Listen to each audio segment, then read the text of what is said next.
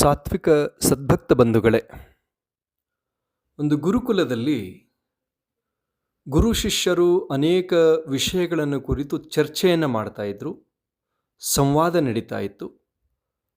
ಆ ಸಂದರ್ಭದಲ್ಲಿ ಒಬ್ಬ ಶಿಷ್ಯ ಗುರುಗಳನ್ನು ಪ್ರಶ್ನೆ ಮಾಡ್ತಾ ಇದ್ದಾನೆ. ತ್ಯಾಗ ಮತ್ತು ವೈರಾಗ್ಯ ಇವುಗಳ ವ್ಯತ್ಯಾಸವೇನು? ಇವುಗಳಲ್ಲಿ ಯಾವುದು ಶ್ರೇಷ್ಠ ಅಂಥೇಳಿ ಪ್ರಶ್ನೆ ಮಾಡ್ತಾ ಇದ್ದಾನೆ. ಆಗ ಗುರುಗಳು ಬಹಳ ಸುಂದರವಾಗಿ ಉತ್ತರಿಸ್ತಾ ಇದ್ದಾರೆ.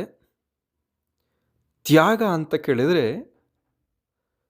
ಬೇರೆಯವರ ಸುಖಕ್ಕಾಗಿ, ಬೇರೆಯವರ ಹಿತಕ್ಕಾಗಿ, ಬೇರೆಯವರ ಒಳಿತಿಗಾಗಿ, ತನ್ನ ಸ್ವಾಸ್ಥ್ಯಕ್ಕಾಗಿ ವಿಷಯಗಳನ್ನು, ವಸ್ತುವನ್ನು, ಸಮಯವನ್ನು ಬಿಡುವಂಥದ್ದೇ ತ್ಯಾಗ ಅಂತ ಕರೀತಾ ಇದ್ದಾರೆ. ಉದಾಹರಣೆಗೆ, ಬೇರೆ ವ್ಯಕ್ತಿಗಳಿಗೆ ಏನೋ ಒಳ್ಳೆಯದಾಗ್ತಾ ಇದೆ ಅನ್ನೋ ಪ್ರಸಂಗದಲ್ಲಿ ತನ್ನದೇ ಆಗಿರ್ತಕ್ಕಂಥ ವಸ್ತುಗಳನ್ನು ಬಿಡುವಂಥದ್ದಕ್ಕೆ ತ್ಯಾಗ ಅಂತ ಕರೀತಾರೆ. ಅದೇ ರೀತಿಯಾಗಿ ಇಂದ್ರಿಯಗಳ ಸುಖವನ್ನು ಬಿಡುವಂಥದ್ದು. ಈಗ ಒಬ್ಬ ವ್ಯಕ್ತಿಗೆ ಆರೋಗ್ಯದಲ್ಲಿ ವ್ಯತ್ಯಾಸ ಅಂತ ಹೋಗಿ ವೈದ್ಯರ ಸಲಹೆಯನ್ನು ತಗೋತಾನೆ. ವೈದ್ಯರು ಹೇಳ್ತಾರೆ, ನೋಡಿ ನಿಮಗೆ ಸಕ್ಕರೆ ಕಾಯಿಲೆ ಬಂದಿದೆ, ಹಾಗಾಗಿ ನೀವು ಸಕ್ಕರೆ ಪದಾರ್ಥಗಳನ್ನು ವರ್ಜ್ಯ ಮಾಡಬೇಕು ಅಂತ ಹೇಳ್ತಾರೆ. ಆ ವ್ಯಕ್ತಿಗೆ ಸಕ್ಕರೆ ಪದಾರ್ಥಗಳ ಬಗ್ಗೆ ತುಂಬ ಅಪೇಕ್ಷೆ ಇದೆ. ಜಿಲೇಬಿ, ಮೈಸೂರು ಪಾಕು, ಲಾಡು, ಇನ್ನು ಅನೇಕ ವಸ್ತುಗಳ ಬಗ್ಗೆ ತುಂಬ ಇಚ್ಛೆ ಇದೆ. ಆದರೂ ತನ್ನ ಶರೀರ ಸ್ವಾಸ್ಥ್ಯಕ್ಕನುಸಾರವಾಗಿ ಆ ಸಿಹಿ ಪದಾರ್ಥಗಳನ್ನು ತ್ಯಾಗ ಮಾಡ್ತಾ ಇದ್ದಾನೆ. ಆನಂತರದಲ್ಲಿ ಕೆಲವಷ್ಟು ವ್ಯಕ್ತಿಗಳಿಗೆ ದುಶ್ಚಟಗಳಿಗೆ ಬಲಿಯಾಗಿರ್ತಾರೆ. ವೈದ್ಯರ ಸಲಹೆಯನ್ನು ತಗೊಂಡಾಗ ವೈದ್ಯರು ಹೇಳ್ತಾರೆ, ನೋಡಿ ನಿಮ್ಮ ಕಿಡ್ನಿ ತುಂಬ ವ್ಯತ್ಯಾಸವಾಗ್ತಾ ಇದೆ, ಲಿವರ್ ಹಾಳಾಗ್ತಾ ಇದೆ, ಹಾಗಾಗಿ ನೀವು ಮದ್ಯಪಾನವನ್ನು ತ್ಯಾಗ ಮಾಡಬೇಕು. ಆನಂತರದಲ್ಲಿ ಧೂಮಪಾನವನ್ನು, ಬೀಡಿ, ಸಿಗರೇಟು, ತಂಬಾಕವನ್ನು ತ್ಯಾಗ ಮಾಡಬೇಕು. ಆನಂತರದಲ್ಲಿ ಮಾಂಸ, ಮದ್ಯವನ್ನು ತ್ಯಾಗ ಮಾಡಬೇಕು ಅಂತ ಹೇಳ್ತಾರೆ, ಬಿಡಬೇಕು ಅಂತ ಹೇಳ್ತಾರೆ.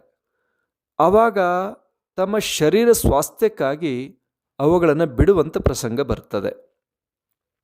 ಇನ್ನು ಕೆಲವರಿಗೆ ತುಂಬ BP ಹೆಚ್ಚಾಗತ್ತೆ. ಆವಾಗ ವೈದ್ಯರು ಸಲಹೆ ಕೊಡ್ತಾರೆ, ನೀವು ಕರಿದ ಪದಾರ್ಥಗಳನ್ನು ಬಿಡಬೇಕಾಗತ್ತೆ. ಆನಂತರದಲ್ಲಿ ಗ್ಯಾಸಿಗೆ ಸಂಬಂಧಪಟ್ಟಂಥ ಪದಾರ್ಥಗಳನ್ನು ಇನ್ಮೇಲೆ ಬಳಕೆ ಮಾಡೋದನ್ನು ಬಿಡಬೇಕು ಅಂತ ಹೇಳ್ತಾರೆ. ಆವಾಗ ತಮ್ಮ ಆರೋಗ್ಯದ ಹಿತಕ್ಕಾಗಿ ಅವೆಲ್ಲವನ್ನು ಕೂಡ ಬಿಡುವಂಥ ಪ್ರಸಂಗ ಬರ್ತದೆ. ಆನಂತರದಲ್ಲಿ ಕೆಲವಷ್ಟು ವ್ಯಕ್ತಿಗಳಿಗೆ ಏನಿರುತ್ತೆ, ಯಾವಾಗಲೂ ಕೂಡ ಸಿನಿಮಾಗಳನ್ನು ನೋಡಬೇಕು, ಬೇರೆ ಬೇರೆ ಏನೇನು ನೋಡಬೇಕು ಅನ್ನುವಂಥ ಇಚ್ಛೆ ಇರುತ್ತೆ.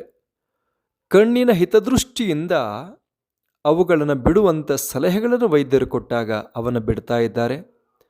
ಇನ್ನು ಕೆಲವರು ಕಿವಿಯಿಂದ ಏನೆಲ್ಲ ಕೇಳುವಂಥ ವಿಚಾರವನ್ನು ಇಟ್ಕೊಂಡಿರ್ತಾರೆ, ಕಿವಿಗಳ ಹಿತದೃಷ್ಟಿಯಿಂದ ಅವುಗಳನ್ನು ಬಿಡುವಂಥ ಪ್ರಸಂಗ ಬರ್ತದೆ, ಬಿಡ್ತಾರೆ. ಅದಕ್ಕೆ ತ್ಯಾಗ ಅಂತ ಕರೀತಾ ಇದ್ದಾರೆ.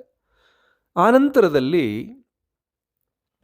ತಾಯಿ ತನ್ನ ಮಕ್ಕಳ ಸಲುವಾಗಿ ಸರ್ವಸ್ವವನ್ನು ಕೂಡ ಬಿಡುವಂತಳಾಗ್ತಾಳೆ, ತ್ಯಾಗ ಮೂರ್ತಿ ಅಂತ ಕೂಡ ತಾಯಿ ಕರೀತಾ ಇದ್ದಾರೆ. ಅದು ತ್ಯಾಗ ಅಂತ ಕರೆಸ್ಕೊಳ್ತದೆ.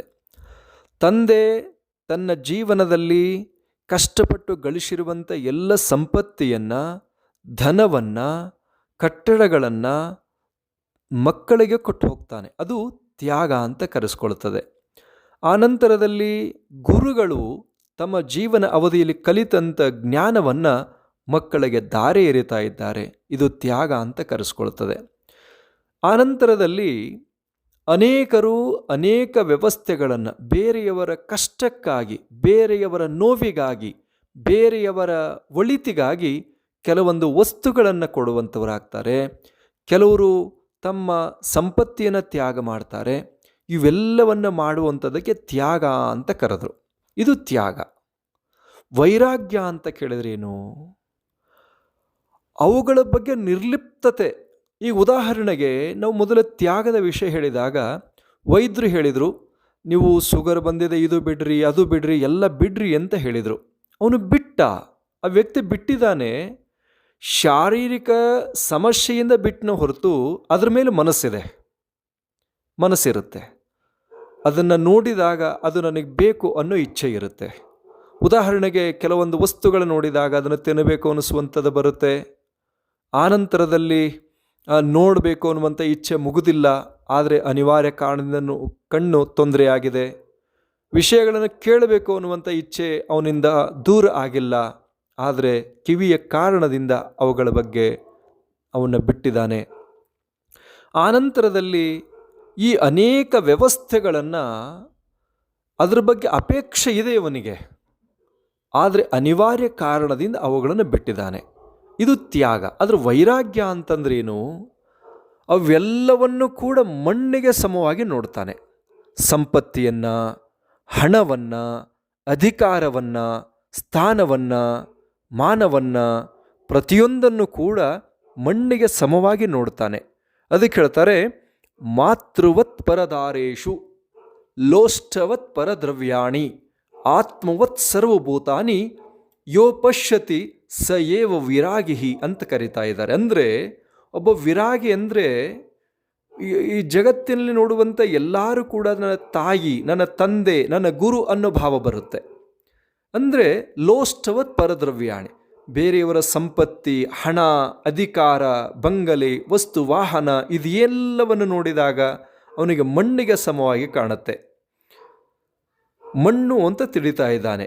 ಸರ್ವರಲ್ಲೂ ಕೂಡ ತನ್ನ ಆತ್ಮವನ್ನು ಪ್ರದರ್ಶನ ಮಾಡ್ತಾ ತನ್ನ ಆತ್ಮ ಸ್ವರೂಪವನ್ನು ಕಾಣ್ತಾ ಇದ್ದಾನೆ. ಅವನು ಭಗವಂತನ ಸಾನ್ನಿಧ್ಯದಲ್ಲಿ ಹೋಗಿ ಪ್ರಾರ್ಥನೆ ಮಾಡ್ತಾನೆ, ಹೇ ಜಗದೀಶ್ವರ, ಹೇ ಪರಮಾತ್ಮ, ಈ ಜಗತ್ತಿನಲ್ಲಿ ಸರ್ವಸ್ವವು ನಿನ್ನದು. ಈ ಜಗತ್ತಿನಲ್ಲಿ ಹಣ, ಅಧಿಕಾರ, ಸಂಪತ್ತಿ, ಸ್ಥಾನ, ಮಾನ, ಬಂಗಲೆ, ವಸ್ತು, ವಾಹನ, ಕಟ್ಟಡ, ಬಂಧು ಬಳಗ, ಆಪ್ತರು, ಸ್ನೇಹಿತರು ಇದೆಲ್ಲದೂ ಕೂಡ ಕ್ಷಣಿಕ. ನೀನೊಬ್ಬನೇ ಸತ್ಯ, ನೀನೊಬ್ಬನೇ ನನ್ನವನು ಅನ್ನುವಂಥ ಏನು ವೈರಾಗ್ಯ ಭಾವನೆ ಬರುತ್ತಲ್ಲ, ಸರ್ವಸ್ವವನ್ನು ಕೂಡ ಅವನೇನು ಮಾಡ್ತಾನೆ, ಮಣ್ಣಿಗೆ ಸಮವಾಗಿ ನೋಡ್ತಾನೆ. ಅವನು ಜಗತ್ತಿನಲ್ಲಿ ಸತ್ಯ ಒಂದೇ, ಭಗವಂತನ ಕರುಣೆ, ಭಗವಂತನ ಕೃಪೆ, ಭಗವಂತನ ಆಶೀರ್ವಾದ, ಇದೊಂದೇ ಸತ್ಯ ಅಂತ ಏನು ತಿಳಿತಾನೆ. ಇದಕ್ಕೆ ವೈರಾಗ್ಯ ಅಂತ ಕರೀತಾ ಇದ್ದಾರೆ. ಅಂದರೆ ಇದು ಇಷ್ಟರ ತಾತ್ಪರ್ಯ ಏನು ಅಂತ ಕೇಳಿದರೆ, ತ್ಯಾಗ ಮತ್ತು ವೈರಾಗ್ಯಕ್ಕೆ ಇರುವಂಥ ವ್ಯತ್ಯಾಸ ಏನು ಅಂತ ಕೇಳಿದರೆ, ತ್ಯಾಗ ಅಂತ ಕೇಳಿದರೆ ವಸ್ತುವಿನಲ್ಲಿ, ಇಂದ್ರಿಯ ಸುಖದಲ್ಲಿ ಆಸಕ್ತಿ ಇದ್ದರೂ ಕೂಡ ಕೆಲವು ಕಾರಣಗಳಿಂದ ಅವುಗಳನ್ನು ಬಿಡುವಂಥದ್ದು ತ್ಯಾಗ ಅಂತ ಕರೀತದೆ. ಆದರೆ ಅವೆಲ್ಲವನ್ನೂ ಕೂಡ ತ್ಯಜಿಸುವಂಥದ್ದು, ಆಸಕ್ತಿಯನ್ನು ಪರಿಪೂರ್ಣವಾಗಿ ನಿರ್ಲಿಪ್ತತೆಗೆ ತಂದುಕೊಡುವಂಥದ್ದೇ ವೈರಾಗ್ಯ.